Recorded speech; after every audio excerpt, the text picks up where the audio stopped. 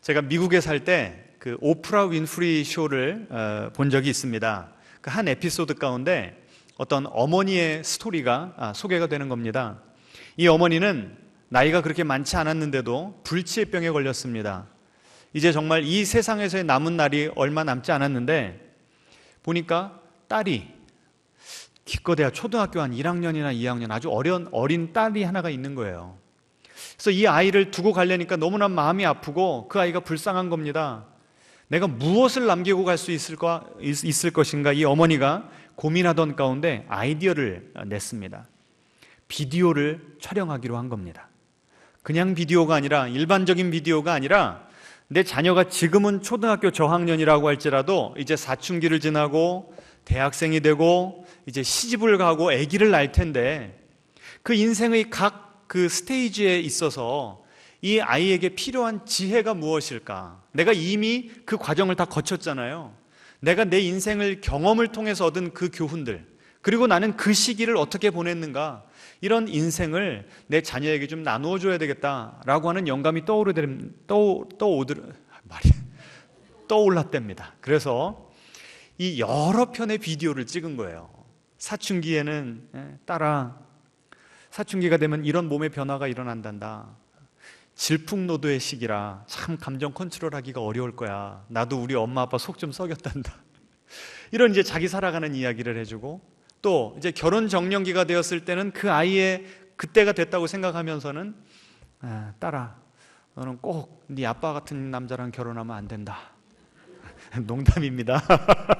이제 그런 이야기도 좀 해나가면서 어떻게 하면 행복한 결혼 생활을 이룰 수 있을지, 지금 그 아이에게 그 비디오를 틀어주면 이해를 하지 못하겠지만 그 아이가 성장하면 그 눈높이에 맞춰서 그 각 스테이지마다 필요한 그 말씀을 이 엄마가 남기고 세상을 뜬 것이었습니다.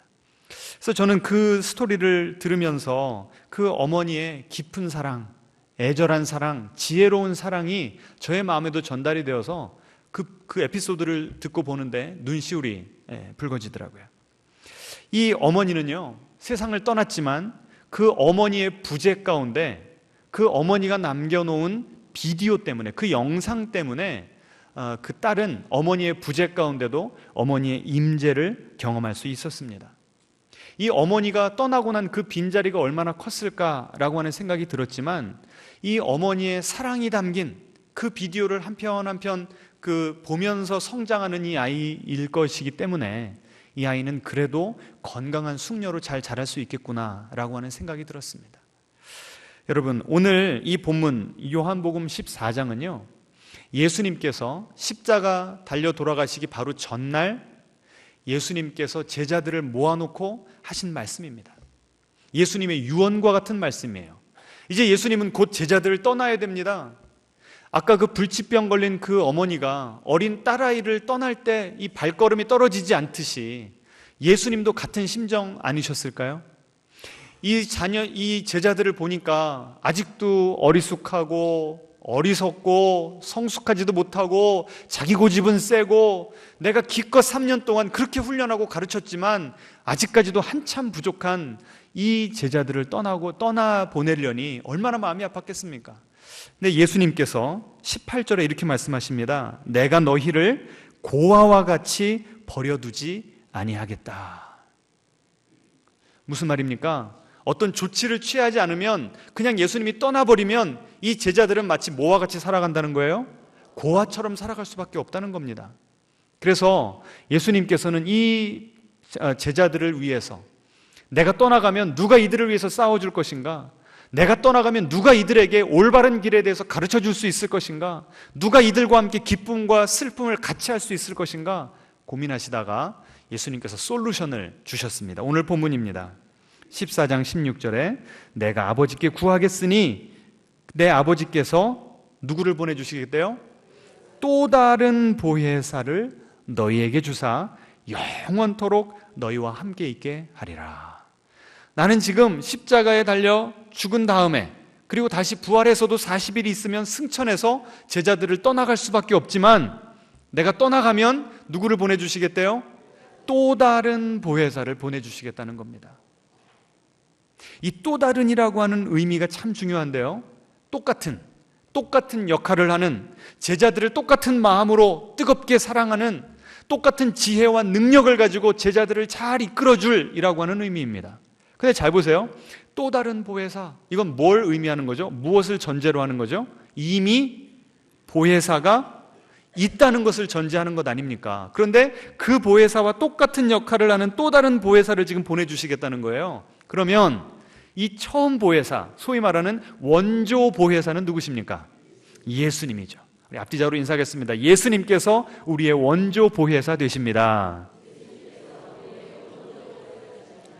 그럼 보혜사, 이게 참 번역을 잘 해놓은 그 한문인데요. 보는 무엇일까요? 보호한다는 거예요. 보호. 우리 고아와 같은 우리들을 보호해 주시고, 해는 뭡니까? 은혜를 베풀어 주시는 거예요. 우리는 여전히 받을 자격이 없음에도 불구하고 주님의 사랑을 부어주시겠다는 겁니다. 사는 뭡니까? 가르치시겠다는 거예요. 우리를 진리의 길로 인도하시는 그 역할을 이미 누가 하고 계셨어요? 예수님께서 하고 계셨는데, 이제 예수님이 떠나시니까 그 역할을 이제는 누가 맡으시겠다고요? 성령님, 또 다른 보혜사이신 성령님께서 맡아주시겠다라고 하는 것입니다. 여러분 한번 생각해 보세요. 지금 이 제자들은 예수님이 자꾸 돌아가신대요. 그리고 나서 3일 만에 부활하신대요. 이게 뭔 소리야? 알아듣지도 못하고 있습니다. 자꾸 떠나신대요. 마음이 불안합니다.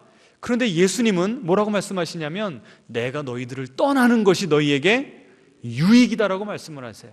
왜 유익이라고 그러실까요? 한번 상상을 해봅시다. 지금도 예수님께서 살아계시다. 그러면 어떤 일이 벌어질까요? 여러분이 예수님 만나고 싶으시겠어요? 안 만나고 싶으시겠어요? 만나고 싶으시죠. 지금도 예수님이 놀라운 기적을 행하실 거 아닙니까? 그러면 예수님 만나려면 어디 가야 됩니까? 비행기 타고 벤구리온, 이스라엘까지, 그 에어포트, 그 공항까지 비행기 타고 날아가셔야 돼요. 그러면 간다고 해서 예수님이 어이구 오십시오, 내가 반나절 내드리겠습니다, 그러십니까? 예수님이 어디 계신지 어떻게 알 수 있을까요? 트위터를 팔로우 한다든지, 페이스북에 예수님과 친구 초청해서 친구를 맺은 다음에 예수님의 일거수일투족을 보면서, 와, 오늘은 예수님께서 갈릴리에 행차하셨다더라. 그러면 이거 렌트카 해가지고 가야 되는 거 아닙니까? 그러면 가면은 예수님이 얼씨구나 맞아주실까요? 이미 거기에는 예수님 만나기 위해서 전 세계에서 온 사람들이 인산인해를 이룰 겁니다. 아이고, 봉신교회 김집사 왔는가? 손만 한 번만 흔들어 주셔도 감지덕지. 만날래야 만날 수가 없어요. 이제 그 예수님의 의미를 아시겠습니까? 예수님이 떠나가셔야만, 예수님이 이 땅에 육신으로 계실 때에는 한꺼번에 두 자리, 세 자리에 계실 수가 없으시죠. 예수님은 사복음서에 보시면 한 사람 한 사람 1대1로 만나서 그 사람의 문제를 해결해 주시고 변화시키시고 치유해 주셨습니다. 근데 그 한 사람을 만날 때에는 다른 사람을 만나실 수가 없으셨던 거예요. 그런데 예수님이 떠나가시고 누가 오시니까?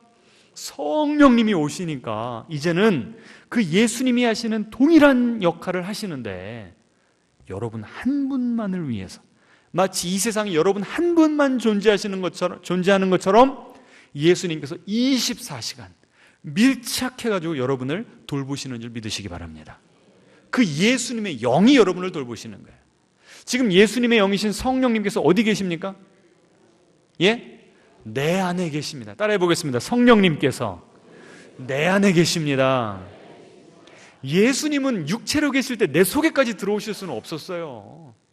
그런데 성령님은 내 속에 얼마 동안만 계십니까? 우리가 주일 예배 잘 드릴 때만? 예? 주중에 큐티 잘 할 때만? 그렇지 않습니다. 뭐라고 약속하셨어요? 16절에 영원토록 너희와 함께 있게 하리라. 성령님이요, 우리랑 24시간 주 7일 계속해서 같이 있으시겠다라고 말씀하신 겁니다. 얼마나 큰 축복인지 모릅니다. 앞뒤자로 다시 한번 인사하겠습니다. 우리는 가장 복받은 자들입니다. 아니, 이 세상을 지으시고 우리를 핏값으로 사신 그 예수님께서 우리 각자의 마음 가운데 살아주신대요. 왜 감흥이 없으세요? 감흥이. 너무 많이 들어서 식상하십니까? 한번 상상을 해보세요. 아니 하다못해 대기업 회장이 나랑 24시간만 동행한다고 칩시다. 문제될 게 있을까요? 없을까요? 그 회장이 여러분을 너무 사랑하신대요. 예쁘게 보셨대요. 그럼 여러분의 문제 말만 하면 착착 다 해결해 주시는 거예요. 빚 얼마 있어? 지금 내가 아파가지고 그 유명한 의사 만나려는데 3달 기다려야 된대. 그러면은 그 대기업 의사, 대기업 회장이 한번 힘써주면 내일 그냥 가서 만나는 거예요.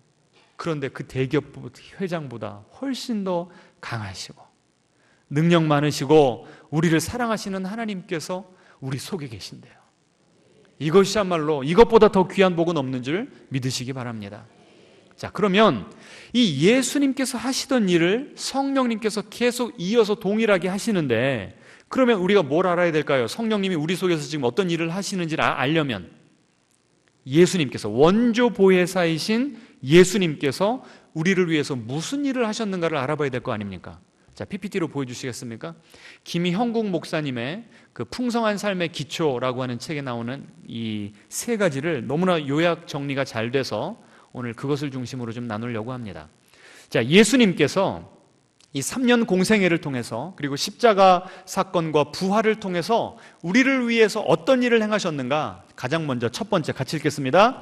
하나님이 나를 받아들이셨다. 아멘. 믿으십니까? 예수님 안에서 우리가 하나님께 온전히 용납됐대요. 자, 김형국 목사님이요 14개월 된 그 아이를 입양을 했어요. 이 셋째 아이를 입양을 하셨는데 그 입양한 첫날 아이가 이 집이 바뀌니까 환경이 바뀌니까 잠을 못 자더랍니다. 뒤치닥거리다가 쿨럭쿨럭해서 이상하다고 그러고 아이를 번쩍 들었더니 막 구토를 우악 해버린 거예요. 그래갖고 이 목사님의 이 얼굴과 옷에 다 튀어버리고 이 아이도 그냥 이 옷에 토가 범벅이 돼버린 것입니다. 냄새가 얼마나 역겨운지 화장실로 데리고 갔대요. 그리고 어떻게 좀 옷을 벗기고 좀 씻기려고 하는데 이 아이가 울면서 자기 안아달라고 터벅터벅 걸어오더래요. 그 더러운 옷, 그 냄새. 그래서요 이 김형국 목사님이 잠시 머뭇거렸답니다. 내가 이 아이를 안아줘야 되나 말아야 되나.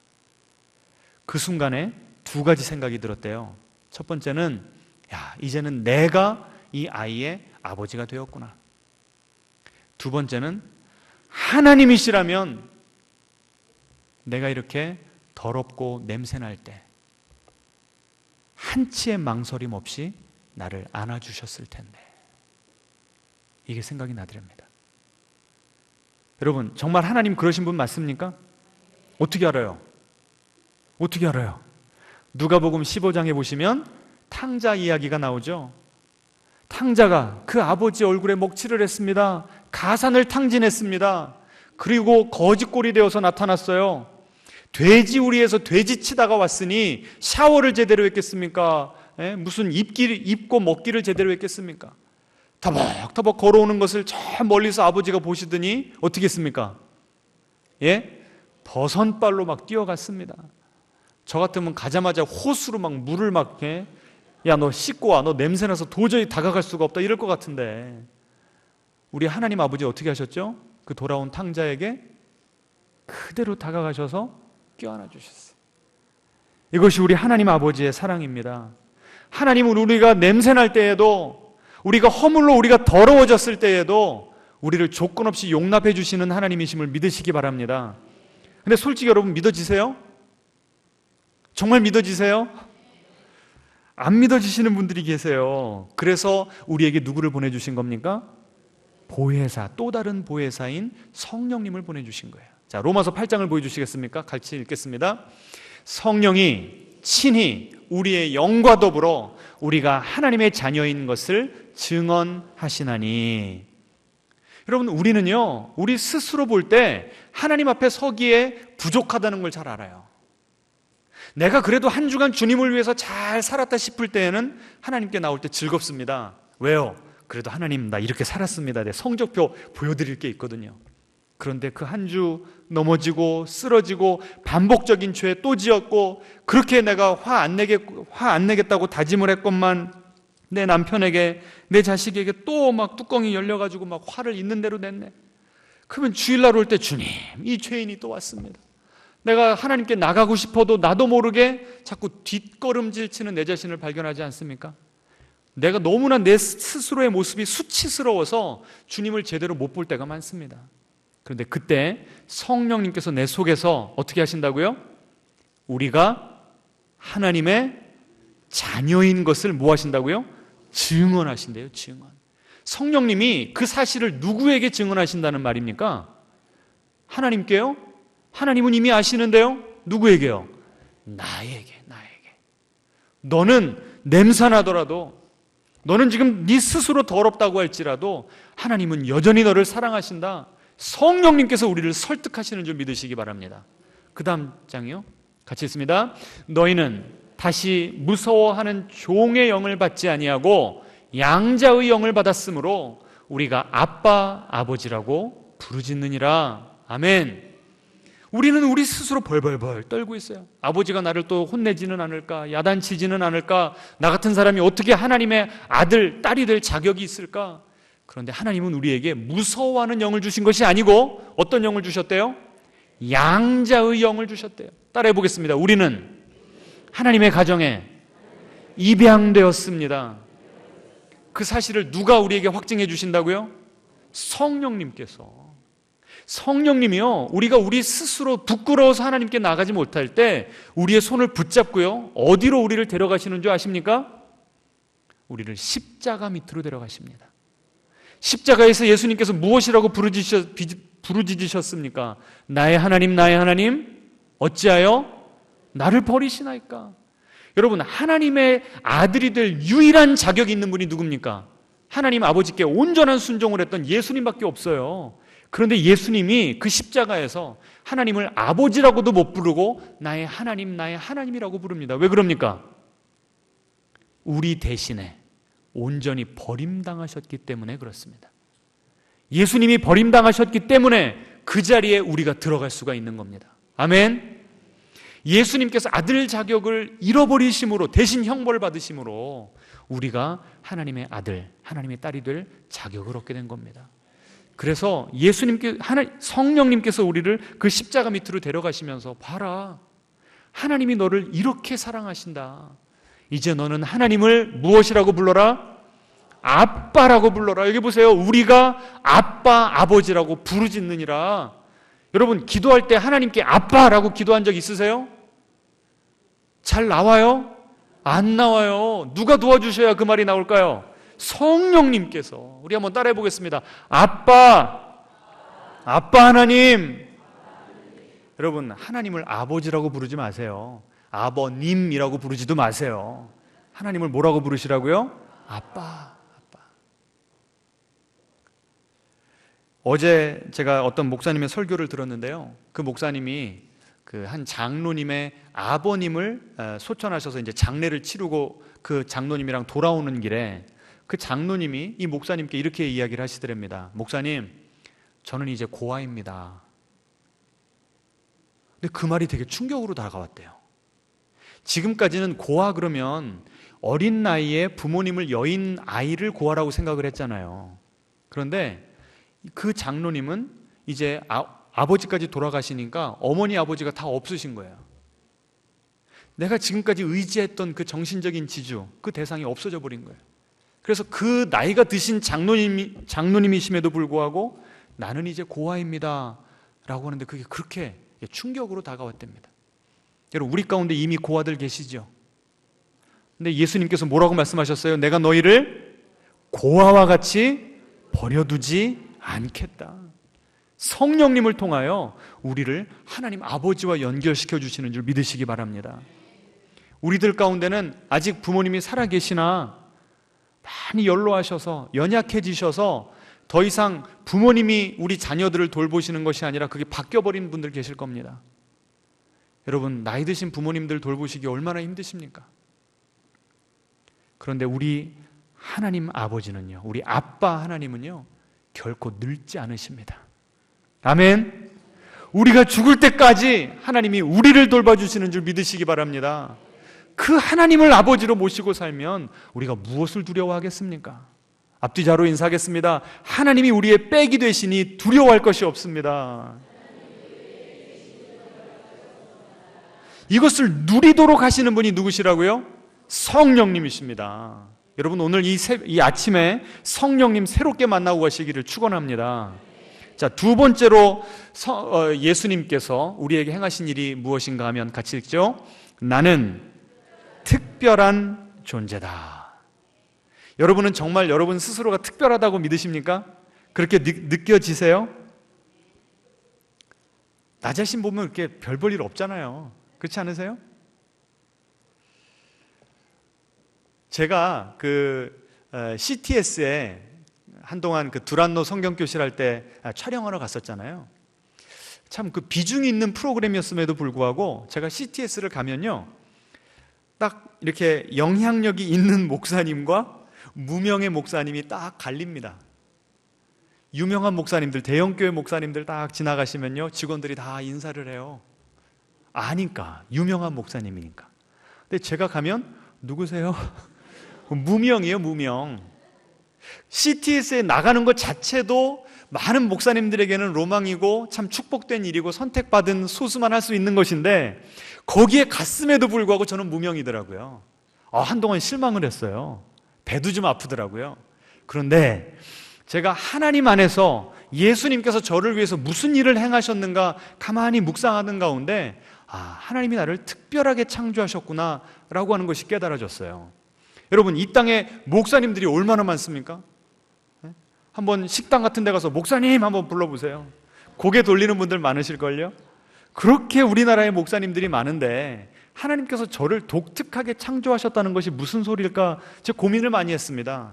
그런데요, 우리 한국에 장경철 교수님이라고 계세요.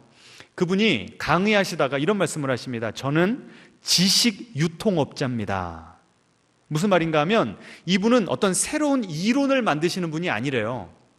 다른 분들이 잘 이론 정립을 해놓으면 그것을 내 것으로 소화시켜서 대학생들에게 잘 프리젠테이션 하는 것이 나 스스로의 강점이고 이것이 내 사명이고 정체성입니다. 그 이야기를 하시더라고요. 그 이야기를 들을 때 와, 그게 나다 확 잡히더라고요. 저도요, 책을 쓰지는 않았고 앞으로 모르겠습니다. 이렇게 책이 많이 나오는데 또 써야 될지. 근데 저의 강점은 무엇인가 하면 좋은 책들을 주제별로 어떤 분야에 누가 전문가이며 그 사람들의 책을 잘 읽고, 아니면 자료가 부족하다 그러면 영어 박사 논문이라도 읽어가지고 여러분에게 가장 좋은, 가장 맛있는, 가장 심오한 통찰력을 주려고 제가 열심히 노력하거든요. 그래서 그런 통찰력을 발견하면요, 얼마나 기쁜지 모릅니다. 그럴 때는 제가 여러분에게 설교할 때도 막 신이 나요. 여러분도 좀 느끼시죠? 그게 저의 강점이더라고요. 유명, 무명은 누구의 기준이에요? 이 세상의 기준이죠. 세상의 기준. 그런데 누구의 관점에서 볼 때 저는 특별한 겁니까? 하나님의 관점에서 볼 때. 하나님께서 저에게만, 저만 감당할 수 있는 unique gift, 아주 독특한 재능을 주신 겁니다. 그래서 저는 그것 때문에 다시 감사하면서 살아가고 있습니다. 여러분은 특별한 존재입니까? 아닙니까? 여러분은 유명하십니까? 무명하십니까? 예? 누구에게 유명하신 분들이에요? 누가 여러분의 이름을 아십니까? 하나님이 여러분의 이름을 아시죠. 앞뒤자로 인사하겠습니다. 유명한 분 만나서 반갑습니다.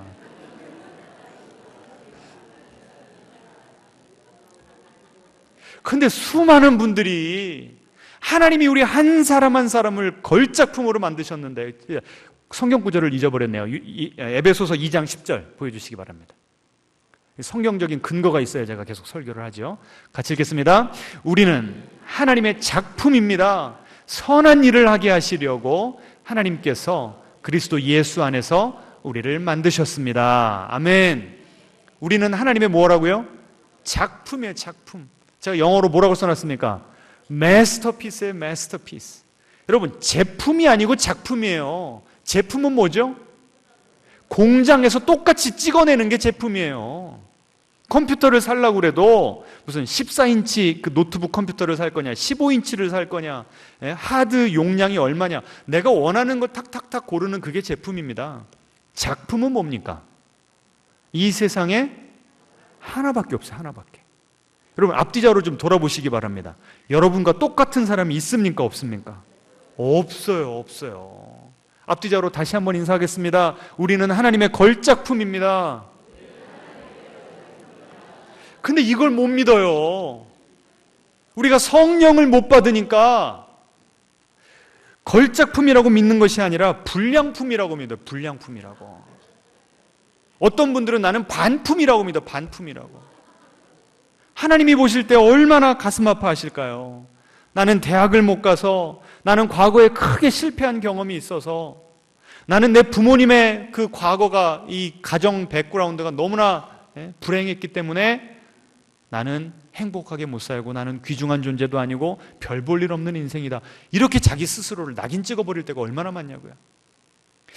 얼마 전에 김창옥 교수님이 라디오스타에 나왔어요. 제가 그분 워낙 좋아해서 제가 계속 팔로우 하거든요.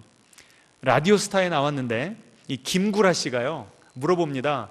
아니 당신은 강연의 신 아닙니까? 예?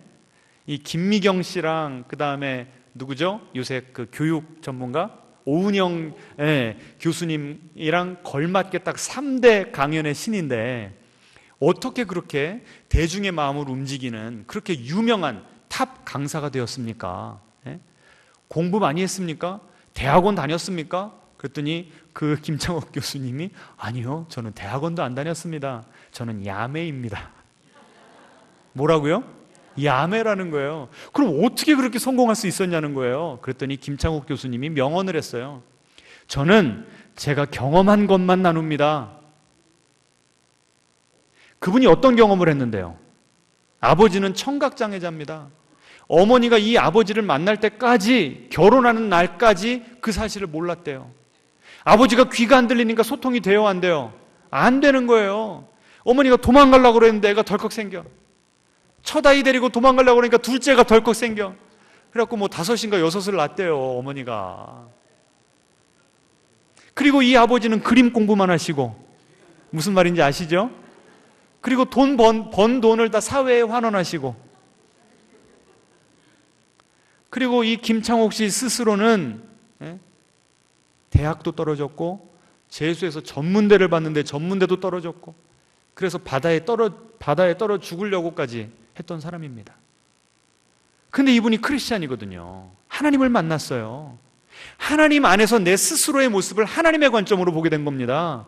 그래서 깨달은 것이 무엇인가 하면 상처 때문에 오히려 나는 더 귀한 존재가 될 수 있구나, 이걸 깨달은 거예요. 따라해 보시겠습니까? 상처 때문에 나는 더 귀한 존재입니다. 여러분, 세상에서는 뭐라고 이야기합니까? 너는 상처 있어? 그럼 너는 결격. 하나님의 관점에서는요, 오히려 내가 깨어져 있기 때문에, 내가 이런 아픔을 겪었기 때문에 하나님께서 우리를 붙들어서 우리를 치유하시고 회복시키시는 거예요. 여러분, 전에 킨츠기라고 일본의 그 공예, 도자기 공예를 제가 소개해드린 적이 있죠. 좋은 도자기가 깨져버렸어요. 그럼 대부분은 어떻게 합니까? 갖다 버리죠. 그런데 그 킨츠기라고 하는 그것을 처음 만들어낸 사람은 이걸 한번 붙여볼까? 라고 하는 아이디어를 낸 거예요. 그래서 금가루랑 접착제를 잘 섞어가지고 그 깨어진 부분들을 잘 붙여서 다시 온전하게 복원을 시키니까 처음 온전했던 그 도자기보다 값어치가 훨씬 더 올라간 거예요. 이것이 지금 하나님께서 우리 안에 행하시고 있는 일인 줄 믿으시기 바랍니다.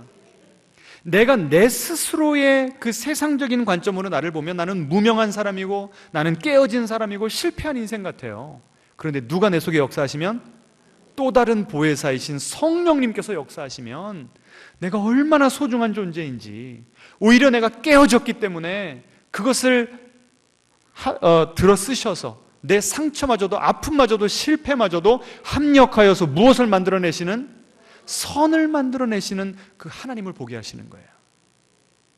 여러분, 예수님께서 우물가의 여인을 만나 주셨잖아요. 예수님께서 뭐라고 말씀하셨죠? 네 남편을 데리고 와라. 가장 이 여인의 아픈 부분을 찌르셨어요.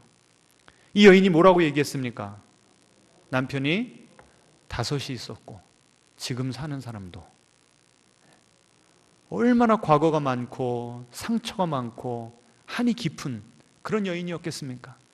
근데 예수님이 그걸 탁 집어내셨습니다. 그 예수님을 만나니까 내 인생이 변화가 돼버렸어요. 그 예수님의 살아있는 그 생명수를 마시게 된 것입니다. 그리고 난 다음에 이 여인이 한 일이 무엇이었죠? 무엇을 버려두고?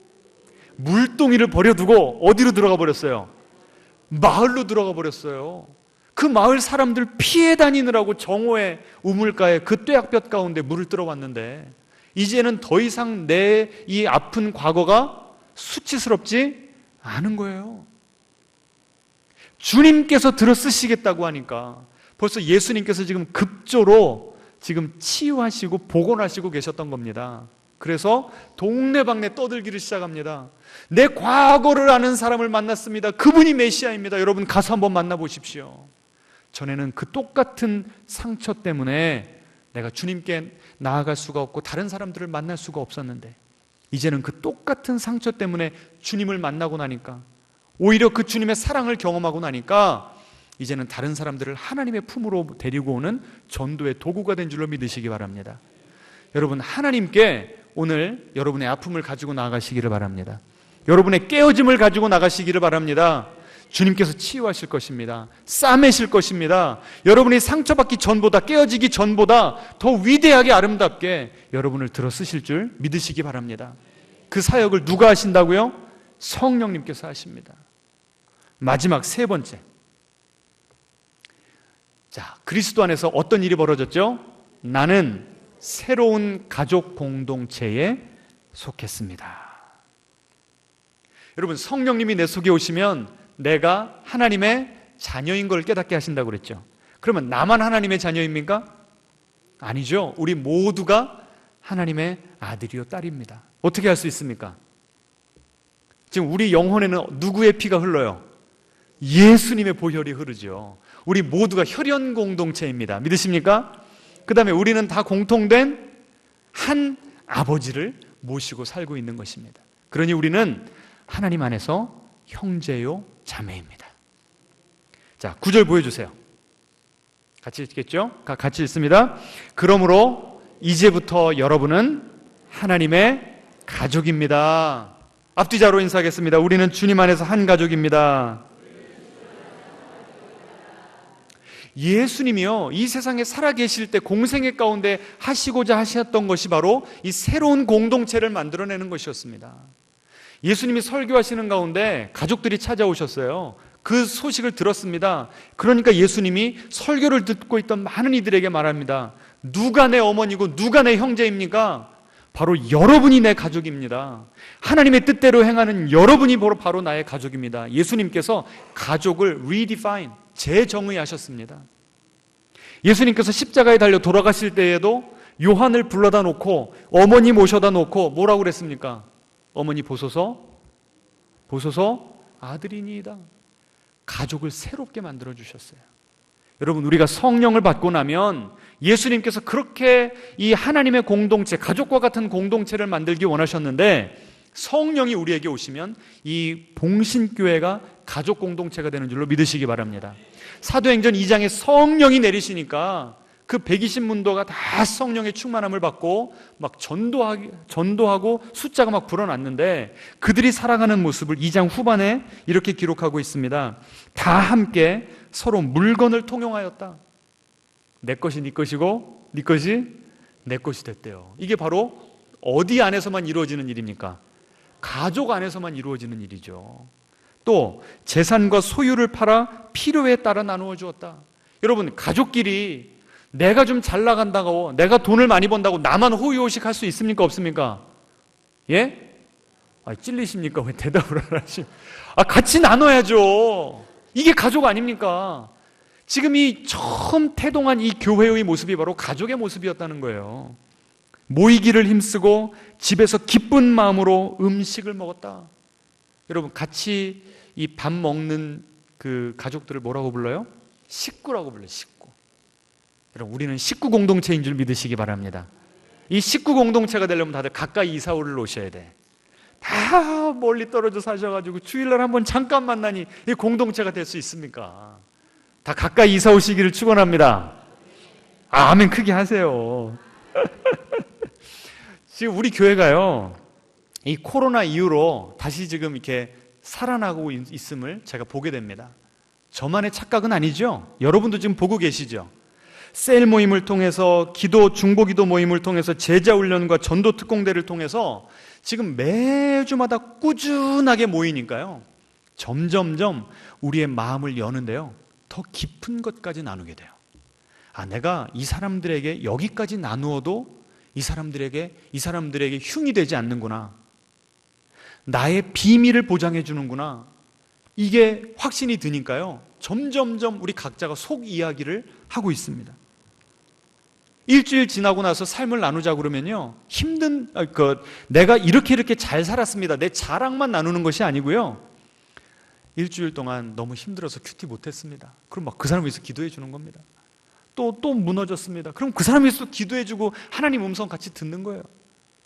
지쳐왔던 영혼들이요, 그 1시간, 2시간 같이 소그룹 모임을 하면요, 시들시들해서 왔던 분들이 하나님의 은혜를 공급받으니까요, 쫙 이렇게 살아나는 것이요, 그 처음 왔을 때와 끝날 때 모습 비교해 보면 알 수 있습니다.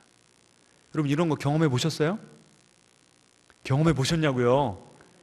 여러분, 어떤 소그룹에든 들어가셔야 됩니다. 아멘? 아멘 크게 하시네. 너무 중요한 거예요, 이거는. 성령님의 우리를 가족으로 만들어주시고 우리를 살리시는 그걸 경험하려면 소그룹에 들어가셔야 된다니까요. 예배만 같이 드리면 마치 뭐와 똑같냐면 재밌는 영화 보러 간 그 극장에 모인 관객들이랑 똑같은 거예요. 그 좋아하는 내 스포츠팀 응원하려고 모인 그 경기장에 모인 군중과 똑같은 겁니다. 거기서 끝나면 안 돼요. 소그룹에 들어가셔서 우리 각자의 삶을 나누고 기쁨과 아픔을 나누면서 서로를 책임져주는 그런 가족과 같은 공동체가 이미 우리 교회 안에 지금 세워지고 있어요. 지금 한 분 한 분씩 지금 그 비전에 동화되어서 같이 춤을 추고 있습니다. 이제 조금 있으면 춤 안 추는 분들이 이상한 그런 시기가 이제 곧 오고 있습니다. 여러분, 긴장하시기 바랍니다. 좋은 말로 할 때 다 소그룹에 들어가시기를 주님의 이름으로 축원합니다. 그러다 보니까요, 서로의 아픔을 끌어안는 거예요. 얼마나 서로 간절하게 기도해 주고요, 기도로만, 말로만 끝나는 것이 아니고, 전에도 말씀드렸습니다만 한 어르신이 아파트 17층에 사시는데 한 달 동안 아파트 엘리베이터를 수리한다고요, 엘리베이터 운행을 안 해버린 거예요. 그럼 어르신이 어떻게 그 17층을 오르락 내리락 합니까? 한 달 내내 거기에 그냥 격리가 되신 거예요. 저도 중간에 한번 신방을 갔습니다. 젊은 전데도 중간에 한번 쉬었어요. 힘들더라고요. 그런데 한 셀 리더분이, 그 권사님 속한 셀 리더분이 바리바리 그 무거운 솥을 막 들고서 바리바리 싸가지고 그 17층을 올라가셔가지고 그 권사님에게 식사 대접을 했습니다. 우리 봉신교회가요, 겉으로 볼 때는 뭐 별로 인사도 안 하는 것 같고 좀 차가운 것 같아, 그러실 수 있어요. 그런데 깊이 들어가 보잖아요, 여러분이 어려움을 당하시잖아요, 그러면 의외로 따뜻한 손길들이 막 들어옵니다. 그래서 실제 그런 어려울 때 도움을 받아보신 분들이 우리 봉신교회 달리 봤다는 거예요. 우리 봉신교회 사랑 있는 교회라는 거예요. 이럴 땐 좀 아멘 하셔야죠. 장단을 못 맞추죠. 정말 사랑이 있는 교회입니다. 하나님께서 다시 지금 살려내시고 계세요. 지금 누가 하시고 있는 역할이에요? 성령님께서. 우리가 주님 안에서 한 가족임을 성령님께서 경험케 하시는 줄 믿으시기 바랍니다. 자, 말씀을 맺겠습니다. 예수님께서 하신 그 세 가지 일을, 객관적으로 이루어 놓으신 그 세 가지 그 구원의 그 측면들을 성령님께서 지금 우리에게 경험할 수 있도록, 주관적으로 체험할 수 있도록 하십니다. 그래서요, 우리는 원래 하나님의 진노의 대상이었지만 이제는 하나님께서 성령 가운데 예수님의 피로 우리를 어떻게 하셨어요? 용납하시고 받아들이시고 우리를 입양해 주셨습니다. 우리는 별 볼 일 없는 존재라고 생각했는데 주님의 관점에서 보면 우리는 어떻다고요? 우리의 상처 때문에 오히려 특별한 존재라고요. 마지막으로, 이 세상은 나 혼자 살아가는 줄 알았는데, 너무나 외로운 세상이라고 생각했는데, 내가 성령을 받고 보니까 우리는 어디에 소속되어 있어요? 이 봉신교회라고 하는 가족 공동체, 식구 공동체에 소속되어 있음을 우리는 깨닫게 되는 것입니다. 이 날줄과 시줄처럼 우리 봉신교회 성도님들의 삶이 지금 촘촘하게 같이 엮여 나가는 것을 보면서요, 그 모습이 정말 아름답다는 생각을 했습니다. 지금 성령님께서 우리 봉신교회 가운데 살아 역사하고 계십니다. 마지막 퀘스천은 여러분이 그 성령을 지금 누리고 있는가 하는 것입니다. 여러분 이 시간 함께 찬양하고 기도하실 때 여러분의 마음을 활짝 여시고 성령님 정말 이 세 가지 놀라운 역사를 나에게 해주신다고 약속하셨사오니 이걸 제가 맛보게 해주십시오. 이렇게 함께 부르짖었으면 좋겠습니다. 찬양하겠습니다.